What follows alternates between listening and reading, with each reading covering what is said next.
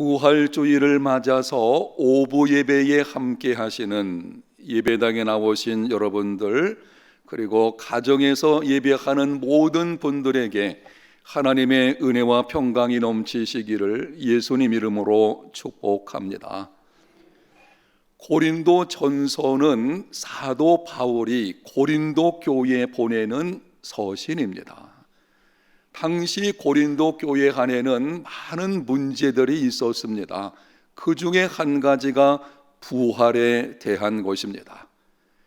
교인들 가운데서 이렇게 말하는 사람들이 있었습니다. 죽은 자가 어떻게 살아날 수가 있겠느냐? 예수의 부활은 믿을 수 없다. 소식을 들은 바울이 편지를 쓰게 되었습니다. 그 편지 후반부에 우리가 읽은 성경에서는 고린도 전서 15장으로 되어 있지만 당시는 장이 나눠져 있는 것이 아니기 때문에 바울이 편지 후반부에 예수 그리스도의 부활에 관해서 증언했습니다. 오늘은 고린도 전서 15장을 중심으로 예수 그리스도의 부활에 관한 5가지 진실을 말씀드리겠습니다. 예수 그리스도와 관련해 가지고 부활과 그리고 그 일에 대한 5가지 진실. 첫 번째는 예수 그리스도의 부활은 성경의 예언대로 이루어진 것입니다. 본문 3절과 4절을 보겠습니다. 내가 받은 것을 먼저 너희에게 전하였노니 이는 성경대로 그리스도께서 우리 죄를 위하여 죽으시고 장사 지낸 바 되셨다가 성경대로 사흘 만에 다시 살아나사.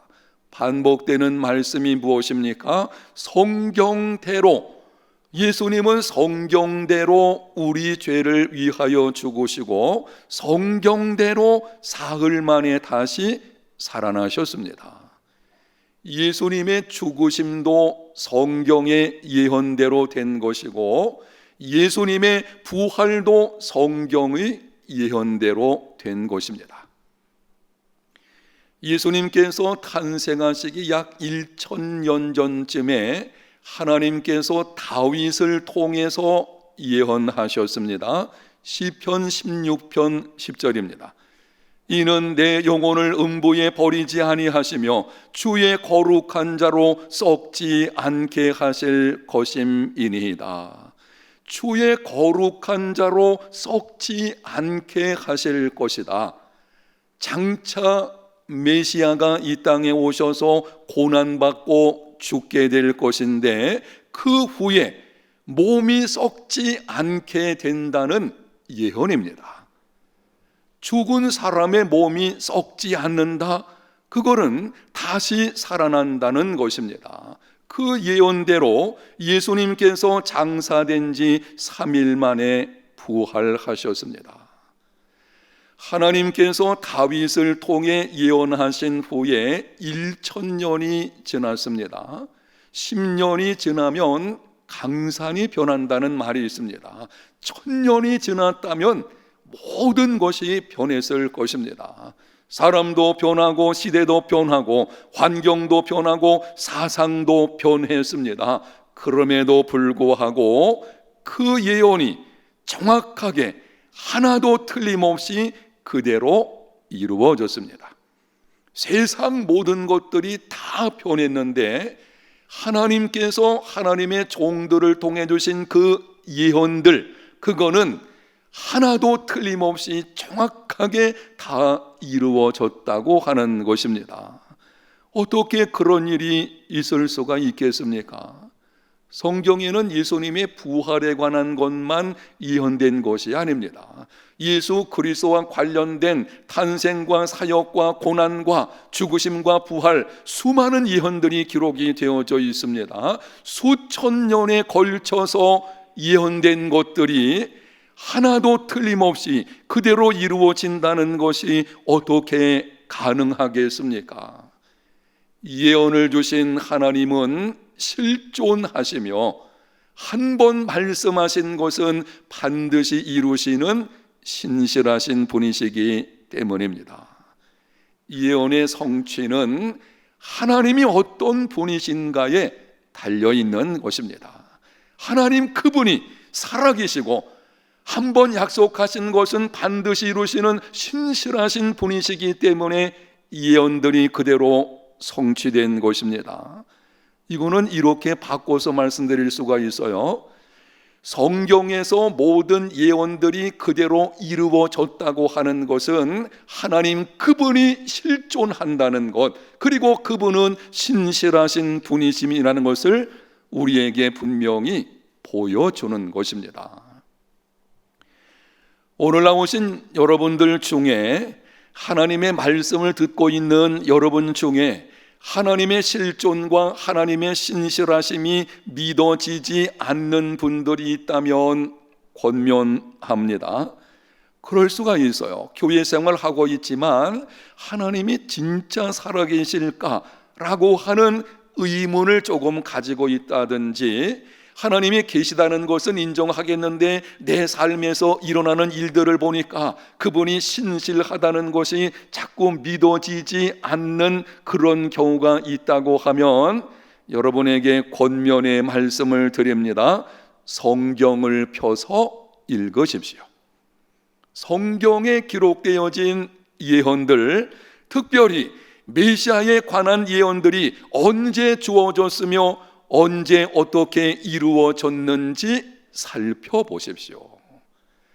아담과 하와가 타락했을 때에 하나님께서 창세기 3장 15절에 장차 오실 메시아에 관한 약속을 주셨습니다. 성경 맨 앞부분 쪽에 창세기 3장 15절의 말씀부터 시작을 해가지고 성경, 구약성경입니다. 마지막 책 말라기서 4장 5절과 6절에 선지자 엘리야에 관한 예언까지 자세히 읽어보십시오. 그리고 그 예언이 어떻게 이루어졌는지를 진지하게 살펴보시기를 바랍니다. 여러분이 하나님을 알고자 하는 간절한 마음으로 성경을 찾고 연구하고 묵상하면 성령께서 여러분들에게 하나님의 실존과 하나님의 신실하심이 믿어지는 은혜를 베풀어 주실 것입니다. 예수님의 부활에 관한 첫 번째 진실은 성경대로 이루어졌으며, 그것은 하나님의 실존과 하나님의 신실하심을 입증하는 것입니다. 두 번째 진실, 모든 사람들이 처음에는 부활을 의심했습니다.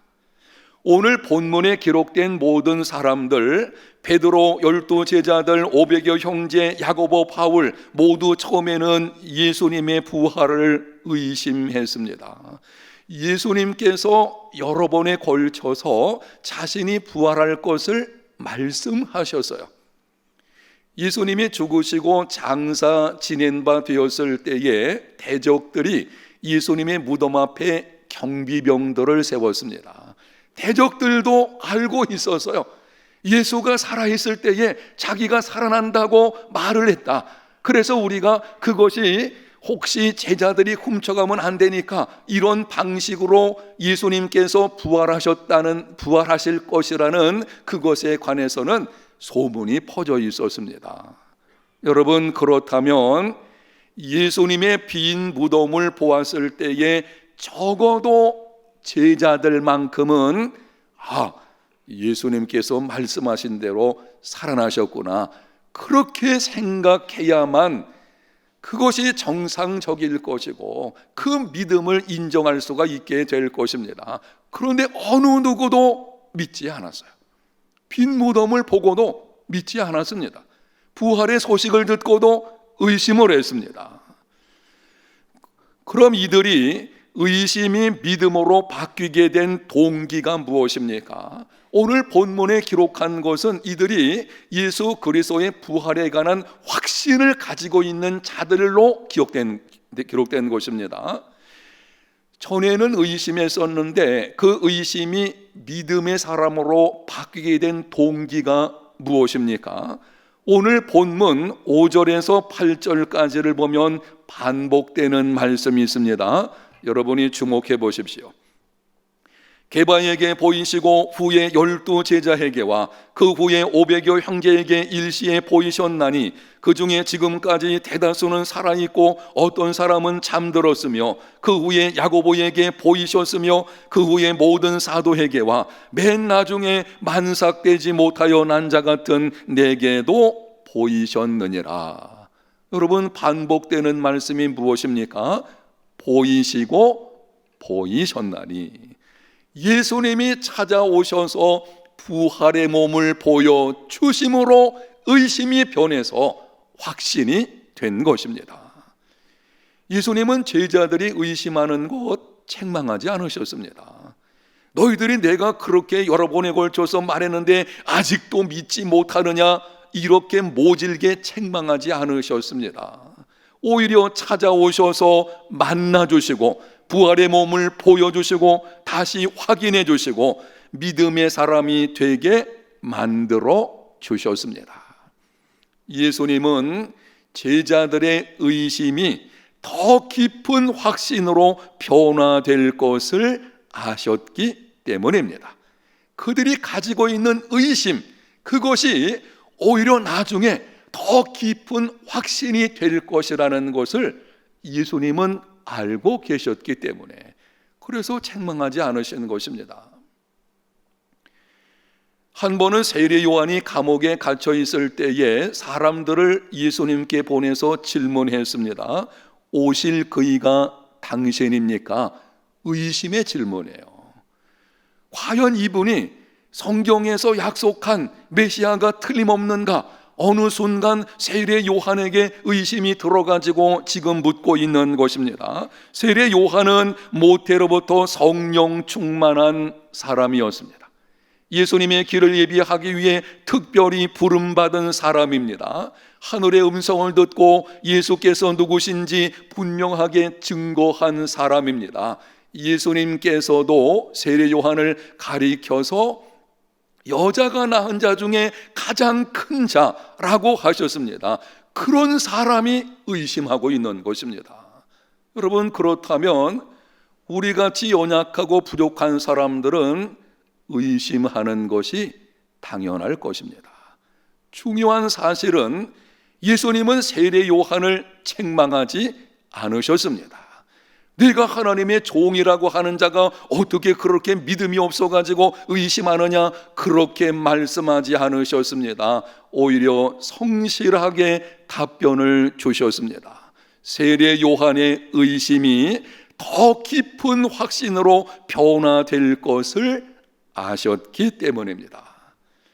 오늘 말씀을 듣는 여러분 중에 예수님의 부활에 대하여 의심을 가진 분들이 있다면 권면의 말씀을 좀 드려야 되겠습니다.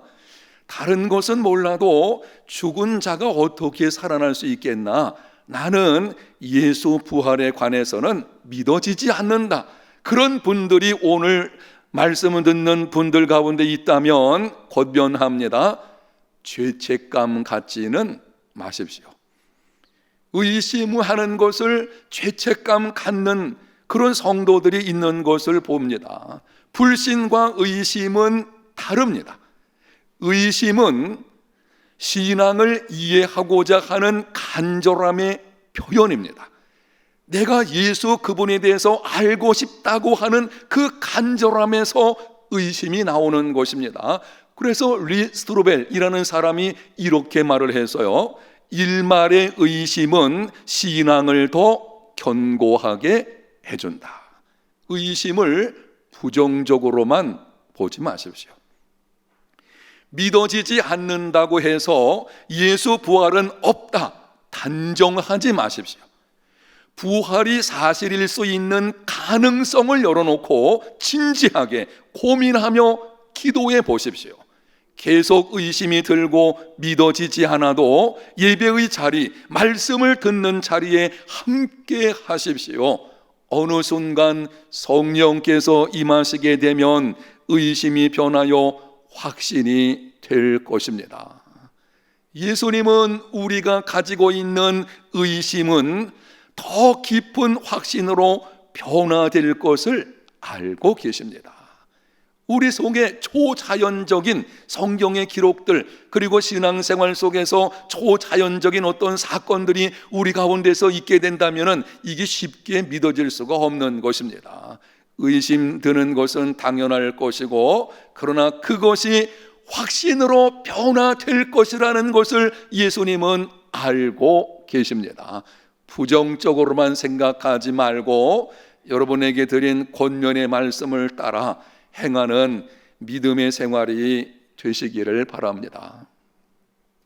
세 번째 진실, 수많은 부활의 증인들이 있다. 예수님의 부활에 대한 증인들은 한두 사람이 아닙니다. 오늘 본문에 보면 수백 명 이상의 증인들이 있습니다. 특별히 본문 6절 중반절에 이렇게 기록을 합니다. 그 중에 지금까지 대다수는 살아있고, 바울이 편지를 쓰면서 이렇게 말하는 것입니다. 너희들이 예수의 부활을 믿지 못하겠거든 실제로 부활하신 예수님을 목격한 수많은 사람들이 지금도 살아있다.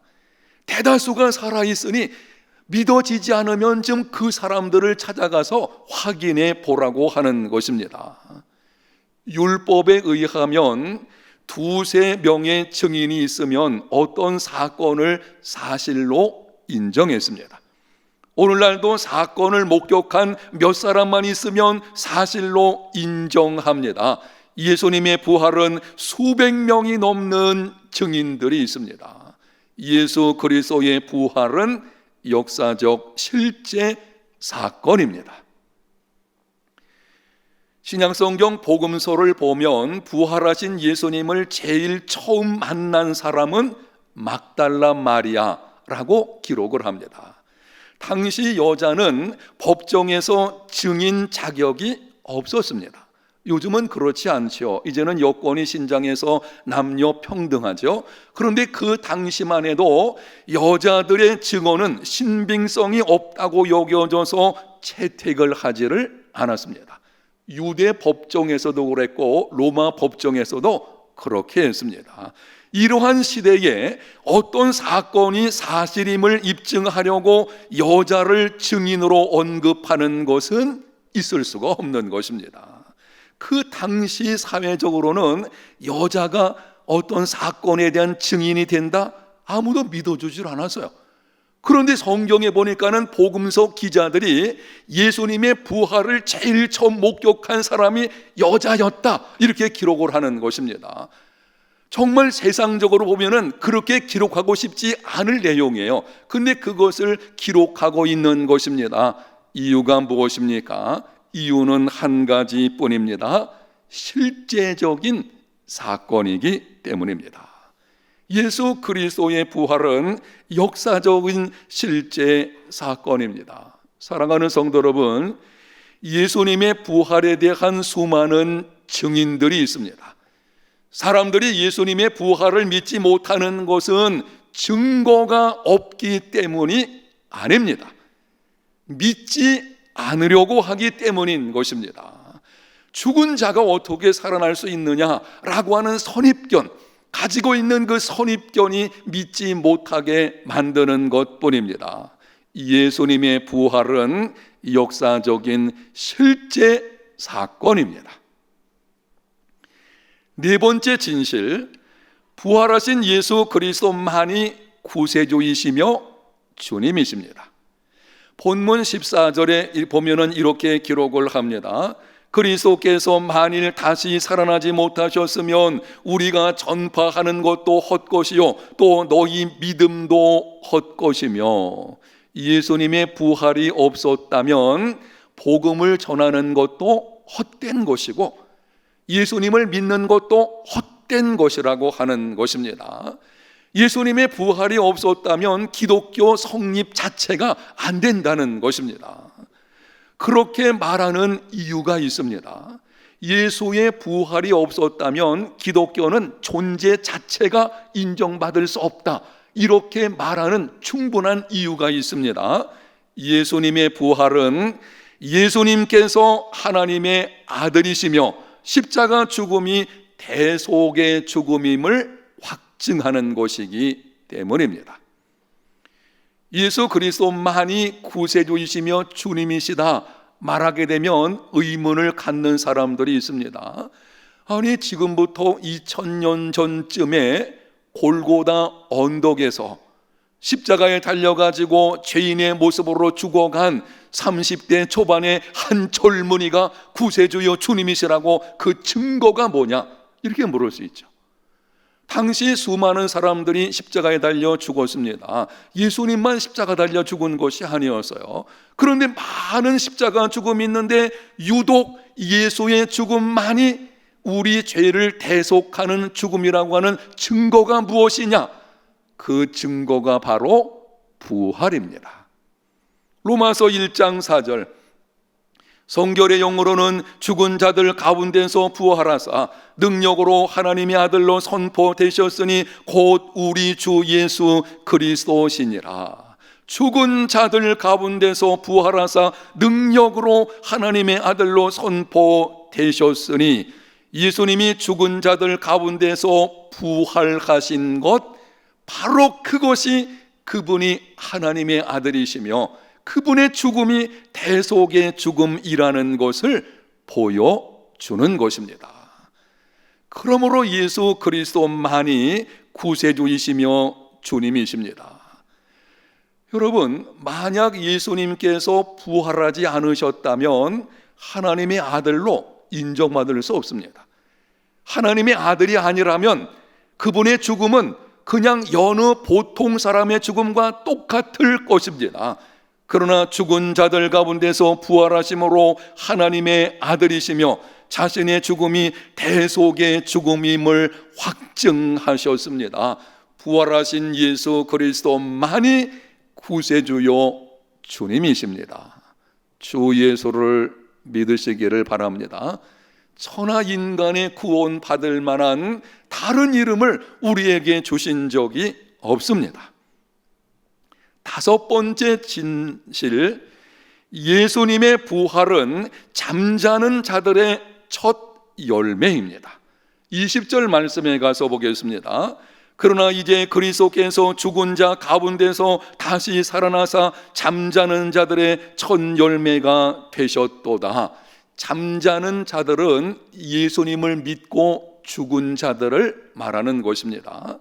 첫 열매는 대표자의 의미를 가지고 있습니다. 요즘은 졸업식에 송사, 답사 이런 것이 있는지 없는지를 제가 모르겠습니다. 하도 졸업식 가본 지가 오래돼서. 옛날에는 꼭 졸업식이 되면은 재학생들이 송사를 하고 그리고 졸업생들이 답사를 하게 되어집니다. 재학생들이 송사를 하면 졸업생 대표가 나와서 답사를 하게 되는데요, 이 대표하는 답사자, 그 답사에는 모든 졸업생의 답사가 포함된 것입니다. 대표자가 한다는 것은 나머지 모든 사람들이 거기에 포함된 것입니다.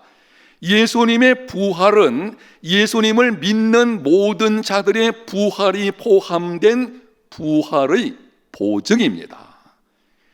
예수님 믿는 사람이 죽으면 영혼은 낙원에 들어가고 육신은 땅에 들어가 썩게 됩니다. 그러나 그것으로 끝나지 않습니다.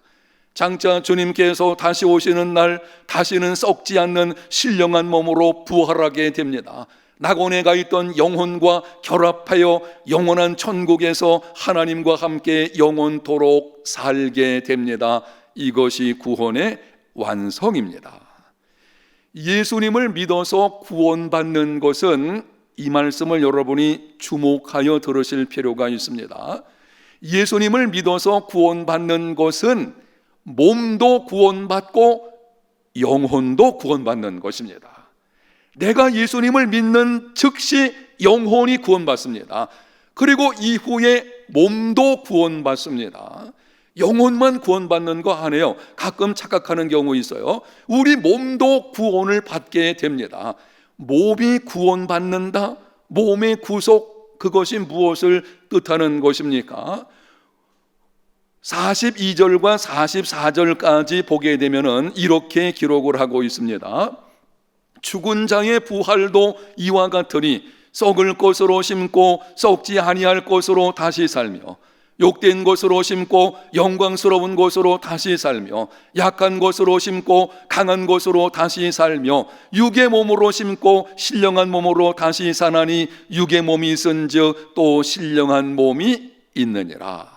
썩을 몸이 썩지 않는 몸으로, 욕된 몸이 영광스러운 몸으로, 약한 몸이 강한 몸으로, 육의 몸이 신령한 몸으로 다시 사는 것, 그것이 바로 몸의 구속입니다. 예수님 다시 오시는 그날에 예수님 믿는 우리의 몸이 이렇게 변화될 줄로 믿습니다. 반드시 그렇게 되어져 있습니다. 사랑하는 여러분, 지금 우리는 썩을 몸으로 인해서 상처와 장애와 질병과 여러 가지 고통을 겪고 있습니다. 예수님을 믿는 사람이라고 해도 아직까지 썩을 몸을 입고 있기 때문에 많은 질병이나 장애, 고통들이 찾아오게 되어지는 것입니다. 장년기에서 노년기로 넘어가는 시기에 찾아오는 갱년기라고 있는데요, 마찬가지예요. 그것도 우리가 연약한 몸, 이 썩을 몸을 가지고 있기 때문에 이런 현상들이 우리에게 찾아오는 것입니다. 그러나 주님 다시 오시는 날에는 더 이상 그러한 고통이 없는 부활의 몸, 완전한 몸으로 다시 살게 될 것입니다. 어떻게 그런 일이 가능합니까? 그날에 우리의 몸이 죽은 자 가운데서 썩었던 몸이지만 거기서 부활해가지고 영광스러운 신령한 몸으로 변화될 것을 우리가 어떻게 알 수 있습니까? 예수님께서 부활하셨기 때문에, 예수님의 부활이 우리 믿는 자들의 부활의 보증이기 때문에 반드시 그렇게 되어질 것입니다. 간혹 이렇게 생각에 의문을 갖는 분들이 있어요. 자녀나 아니면은 가정 식구들이나 이런 경우에 지적인 장애나 정신적인 장애 혹은 신체적인 장애 이런 거 있으면 너무 힘들죠. 그러면은 아프죠. 이런 생각 들죠. 주님 오시는 날 부활의 몸은 그런 건 어떻게 되어질까? 그 모든 장애들은 완전히 사라지고 완전한 몸, 완전히 더 이상 어떤 장애나 고통이 없는 그러한 몸으로 다시 살아나게 될 것입니다. 그날이 오고 있습니다. 예수님께서 다시 오실 날이 있게 될 것이고 그날은 점점 가까이 다가오고 있습니다. 소망 중에 즐거워하며 환난 중에 참으며 기도에 항상 힘쓰며 기회가 있는 대로 선한 일을 힘쓰는 믿음의 삶이 되시기를 바랍니다. 예수님의 부활은 우리 부활의 보증입니다. 부활신앙을 가지고 세상을 이겨내는 우리 해운대 제일교회 모든 성도들 다 되시기를 예수님 이름으로 축복합니다. 하나님 아버지 감사합니다. 예수 그리스도의 부활에 관한 진실들에 관해서 듣게 하셨사오니 이제는 확신 가운데 거하게 하시고 부활신앙을 가지고 세상을 이겨내는 믿음의 용장들이 다 되게 하여 주시옵소서. 예수님 이름으로 기도합니다. 아멘.